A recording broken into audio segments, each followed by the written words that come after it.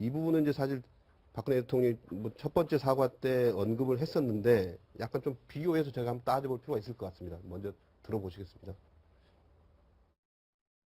취임 후에도 일정 기간 동안은 일부 자료들에 대해 의견을 들은 적도 있으나 청와대의 보좌 체계가 완비된 이후에는 그만두었습니다. 네, 이제 아마 임기 초반에만 이제 연설문 부분에 대해서 좀 표현이나 이런 도움을 받았다 이렇게 얘기했거든요. 그런데 이제 어제나 검찰이 공개한 공소장의 어떤 이제 첨부돼 있는 이제 그 문건의 어떤 목록 이것들을 보면 이제 올해 한 4월까지 이제 문건이 이제 유출이 돼 있었고 물론 이제 앞쪽이 많습니다. 이제 집권 초반에 한 2013년 1월에서 4월까지 이 부분이 한 상당수 한 4분의 한 3 정도 되는 것 같고요. 그 이후가 한 4분의 1 정도 되는 것 같은데, 이제 이 부분 특히 저희가 이제 주목하는 거는 뭐 다른 문건은 차치하고, 예를 들어서 국정원장, 뭐 금융위원장, 청년위원장, 그리고 뭐 국정원 2차장, 검찰총장, 이런 정말 국가의 어떤 중요한 어떤 기관장들이죠. 정말 국가의 정말 이 정부의 아주 핵심 어떤 뭐 정보기관, 수사기관 뭐 이런 기관장들의 인선안이 나갔다는 거 이게 굉장히 좀 눈길 끌거든요. 사실 뭐 대통령께서 지난번 그 사과회견에서 일부 연설문이나 홍보물 표현을 받았다. 그리고 또 보좌진이 갖춰지고 난 뒤에는 이 뭐 도움을 끊었다는 식으로 이야기했지만 두 가지 부분에서 벌써 거짓말을 한 셈 아닙니까? 네. 지금 뭐 미국 같은 경우 두 번의 탄핵이 있었습니다만은 이 워터게이트 같은 도청이라는 부분보다는 그걸 은폐하기 위해서 관련됐던 닉슨 대통령의 거짓말 그리고 또 클린턴 대통령을 둘러쌌던 지퍼게이트도 역시는 뭐 성추문보다는 그 과정에서 일어났던 대통령이 거짓말이 문제됐기 때문에 탄핵의 사유가 됐던 거거든요. 그렇다고 한다면 대통령, 우리나라 같은 경우는 지금 벌써 대통령이 벌써 이것 말고도 또 순수한 마음으로 뭐 받았다고 하지만 순수한 마음이 아닌 것 같다는 거 벌써 다 드러난 거 아닙니까? 이런 여러 가지 거짓말을 생각한다면 대통령이 진짜 이 지금 이 국민들로부터 탄핵을 안 당할 수 없는 그런 상황인 것 같고요. 앞서 말씀하신 이 지금 그 문건 내용도 보면 상당 부분 지금 이제 인사에 관련된 문건들이거든요. 그러니까 뭐 장차관들 문제에 대해서 협의를 할 수는 있겠죠. 할 수는 있지만 그러나 대통령이 뭡니까? 대통령으로서의 권한을 행사하는 것은 제가 봤을 때 양대축이 있습니다. 인사와 예산이거든요. 예산이라는 부분은 벌써 뭐 문화융성 예산에서 최순실 씨가 농단했던 부분이 뭐 상당 부분이 다 드러났죠. 그리고 지금 인사까지 대통령이 지금 이제 자신의 비선이라고는 최순실 씨에게 맡겼다고 한다면 이건 뭐 지금 이제 최순실 씨가 말 그대로 밤의 대통령 아닌 나름대로 뭐 어떻게 보면 권력서열 1위다운 그런 권한을 행사했다고 볼 수밖에 없는 거죠. 그렇다고 한다면 어제입니까? 그제입니까? 심상정 정의당 당대표가 우리가 대통령 뽑았더만 1+1이라고 이야기했던 그러한 그 이야기들이 정말 진짜 이 사실일 수밖에 없다는 것이 명명하게 드러나는 거 아닙니까? 이런 부분이라고 한다면 진짜 대통령이 지금 우리가 뭐 최순실 씨를 선출한 것도 아니고, 그리고 최순실 씨가 우리한테 지금 그러니까 드러난 것도 아니기 때문에 견제받지도 않았던 이런 사람들에 의해서 이 권력이 마음대로 자의적으로 행사됐다는 부분에 대해서는 대한민국이 가진 민주공화국이라는 그 기본적 가치를 허문 데 대해서 대통령이 반드시 책임을 져야 된다는 거죠.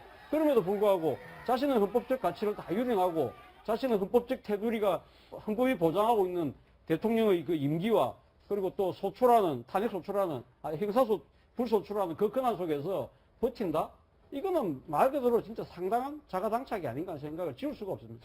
저는 어제 47건을 네. 쭉 보면서 느낀 게 하나 있어요. 앞서 말씀하신 대로 한 4분의 3 정도가 대통령 취임 전후 한 서너 달 사이에 꽉 네. 집중적으로 돼 있어요. 그리고 보면 아까 말씀하셨던 대로 각종 뭐 미창과부, 미래창조과학부, 장관 뭐 이런 인선 그걸 왜 밖으로 뺐을까?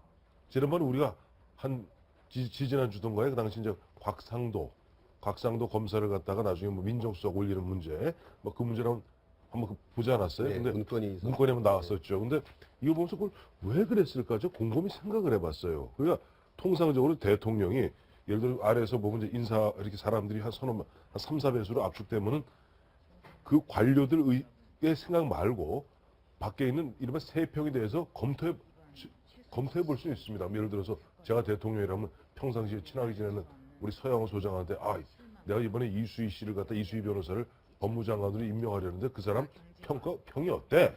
라고 물을 수가 있어요. 근데 그거 갖다 조용히 전화를 아니 그건 왜냐니까 관료들의 시각과 일반 시각이고 저는 봤을 때는 최순실한테 물었던 것이 아니라 최순실과 함께해도 아마 어떤 싱크탱크가 있었던 것이 아닌가. 저는 그렇게 짐작을 해요. 싱크탱크 뭐 그것이 뭐 삼성동 팀이 됐는지 뭐 노년동 팀이 됐든지 그런 사람들한테 뭔가 세평을 물어볼 수 있는데 그걸 왜 문건을 갖다 흘려주면서까지 그야말로 청와대에 있는 그런 인사 문건을 흘리는 것은 나중에라도 반드시 정권이 그렇다고 영원한 거 아니잖아요. 5년인데 그 언젠가 이른바 동티가 날 수밖에 없는 그런 일인데 왜 그렇게 어리석게 일을 했는지 그 대목에서 참 재밌는 대목이 하나 있더라고요. 어제도 보면 유영아 변호사 얘기가 이런 거예요. 정호성 비서관한테 알아보라 그랬다는 거예요. 그렇죠. 이게 굉장히 중요한 얘기예요. 이게 법정에서 이제 앞으로 법률적으로 다투어져야 될 부분인데 나는 내가 직접 하긴 뭐하니까 내 부속 비서관, 부속실장인 정호성 비서관에게 예를 들면 이와 같은 뭐 차재원, 서양호, 이수희 중에 이 세 사람 좀 세평을 좀 알아봐라. 그쪽 팀에다 맡겨서 이렇게 얘기했는데 그러니까 실제 그걸 알아보라고 했더니 통째로 넘긴 것은 한마디로 정호성이다. 이런 식으로 약간의 꼬리 자르기 아닌가. 그래서 이런 부분들을 보면서 야 앞으로 이제 법정에 가면은 굉장히 심하게 다투어질 부분이겠구나 하는 생각. 대통령이 그 기소된 공모된 혐의 중에서 사실 뭐 금품 수수나 뇌물죄도 이후에 밝혀져야 되겠지만 그것도 크지만 더 중요한 게 사실은 기밀 누설 아닌가라는 생각이 들어요. 그러니까 이해할 수 없는 거는 그런 인사상 자료도 그렇지만 심지어 대통령의 해외 순방 관련된 암호를 단 문건들 있지 않습니까? 보니까 대평원이라든가 북궁성이라든가 나라를 상징해서 순방 계획들이 담겨 있는 문건까지도 유출이 되었는데 사실상 이거는 이 문건에 대한 기밀 누설이 됐을 때 이 문건이 어디로 유출되는가에 따라서 적성 국가라든가 우리나라와 경쟁하는 국가로 흘러들어갔을 경우에는 사실 이적행위, 국가에 대한 반역행위로까지 넘어갈 수 있는 상황인데 이 문제에 대해서 저는 그래서 사실상 형사법적으로는 뇌물수보다는 더 작게 따지고는 있지만 정치적으로는 더 훨씬 더 큰 의미가 있다. 특히 우리나라가 남북 간 대치되어 있는 분단 국가이기 때문에 그래서 이 문제에 대해서도 중차대한 위기의식을 가지고 검찰이 꼼꼼하게 들어보고 그렇지 않더라면 특별 검찰을 통해서라도 들여다봐야 될 대목이 아닌가라는 생각이 듭니다. 그러니까 이걸 잠깐 설명하면 지난번 우리 동영상 봤죠? 어디 갔습니까? 이렇게 쓱쓱 핸드폰 휴대전화 이제 딱 쓱쓱 바꿔서. 닦아서 이영선 행정관하고 그 당시 윤 전 총리가 쓱쓱 닦아주었는데 그때 그 장소가 뭐였죠?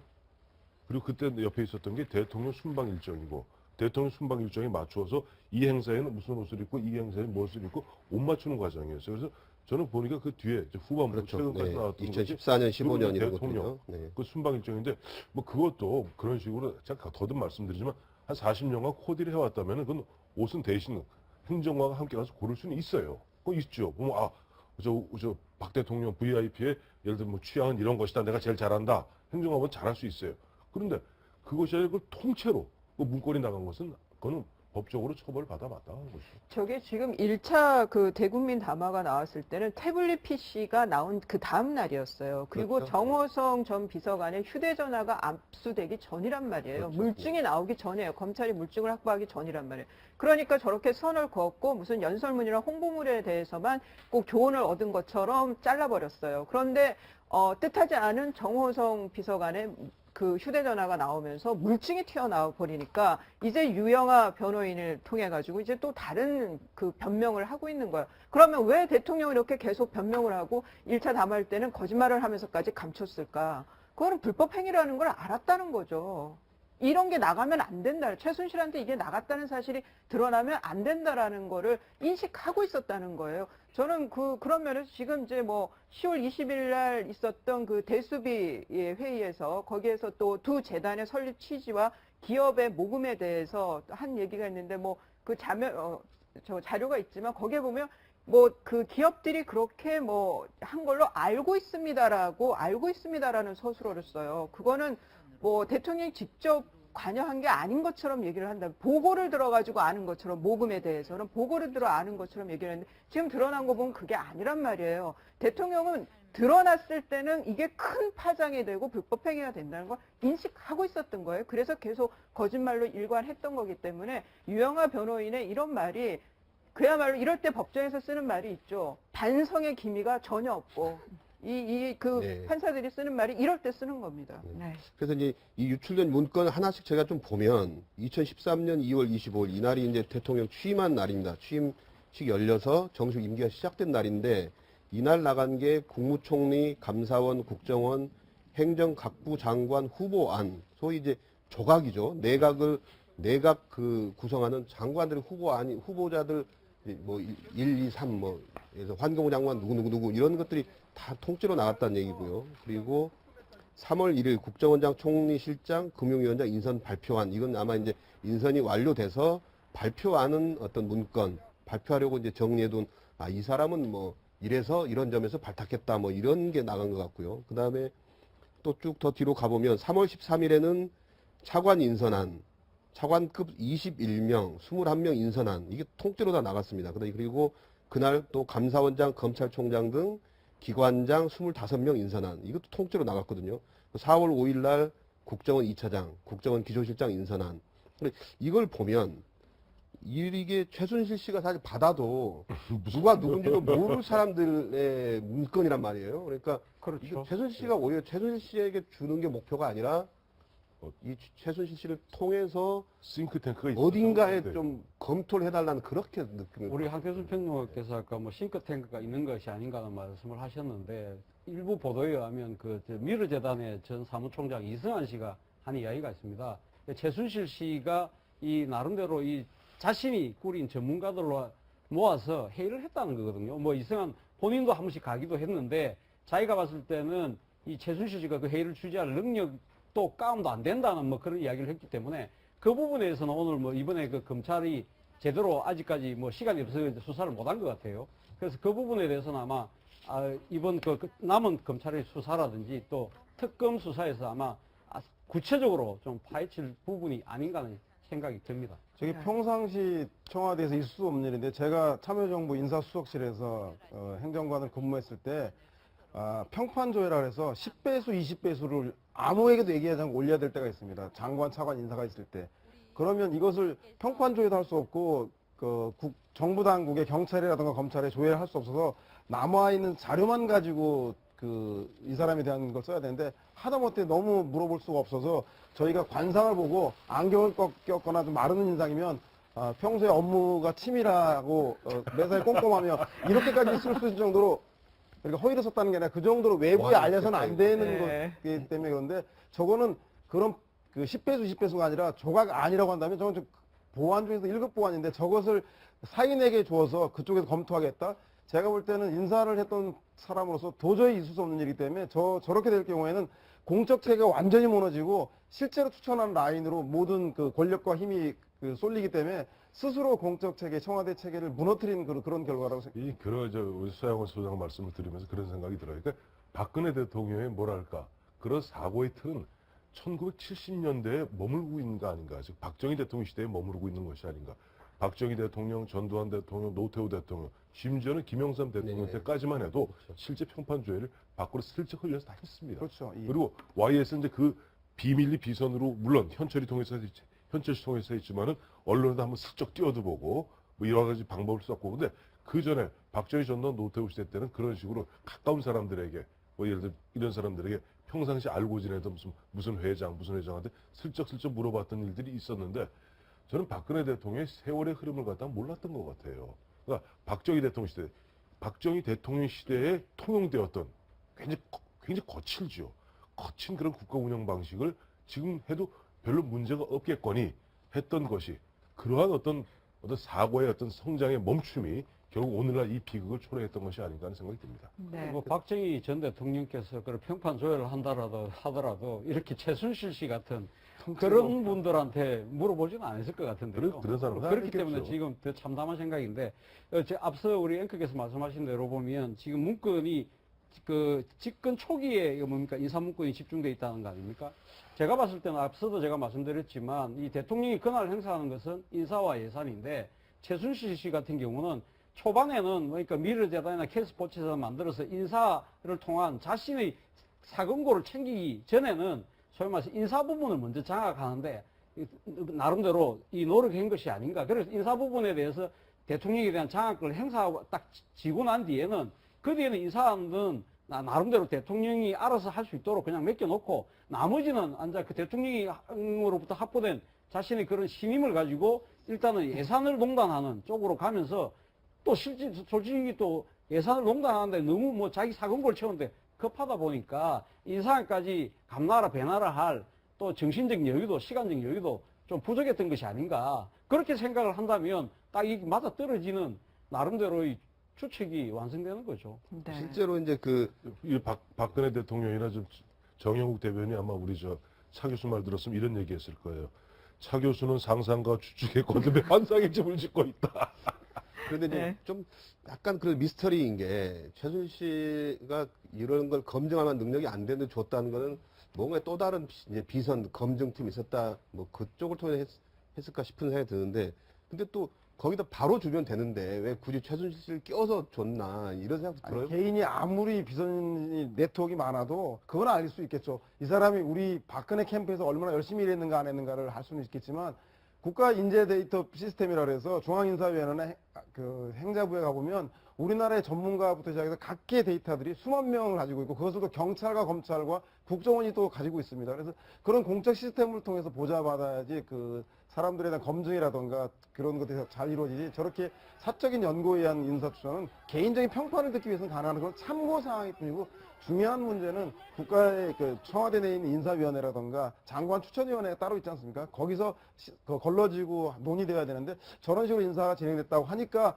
바로 사람들이 알 수 없는 사람 대통령의 수첩 인사위에서 결정된 게 아닌가라고 하는 얘기가 집권 지금까지도 나오고 있는 가장 중요한 원인이라고 이게 생각이 아까 그 듭니다. 부분은 우리 아까 그 곽상도 감사에서 네. 얘기하면 그때 뭐 기억하실 겁니다. 이렇게 한 장에 보면은 사진 이쪽에 이렇게 그렇죠. 붙어 있고 그러니까 거의 앞서 우리 처양 소장 말씀하셨던 그런 공적 루트에서 올라올 만큼 3배수로 압축된 게 나왔던 거예요. 네.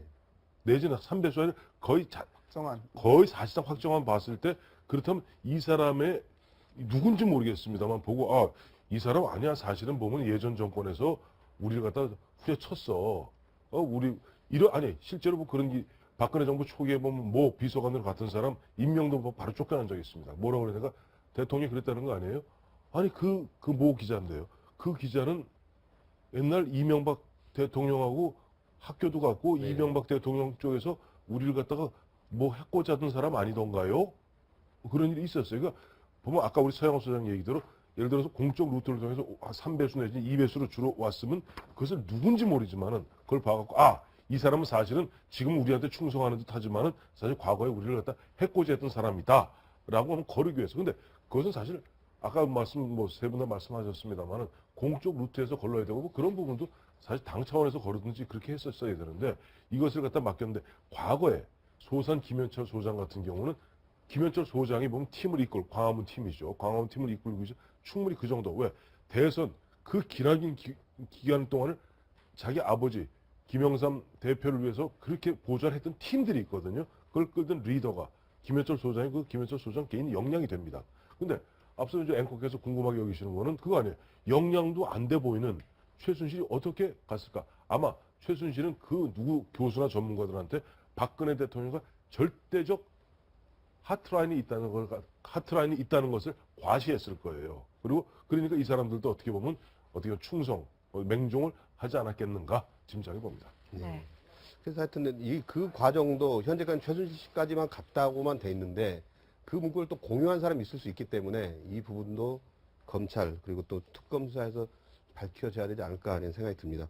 그 이야기 한 네. 말씀만 더 드리면 그 김우성 전 대표가 이야기를 했지 않습니까? 이 최순실 씨가 공천에 관여한 가능성이 상당히 높다고 그렇죠. 이야기한 이번 부분을 총선 때요. 보면 네.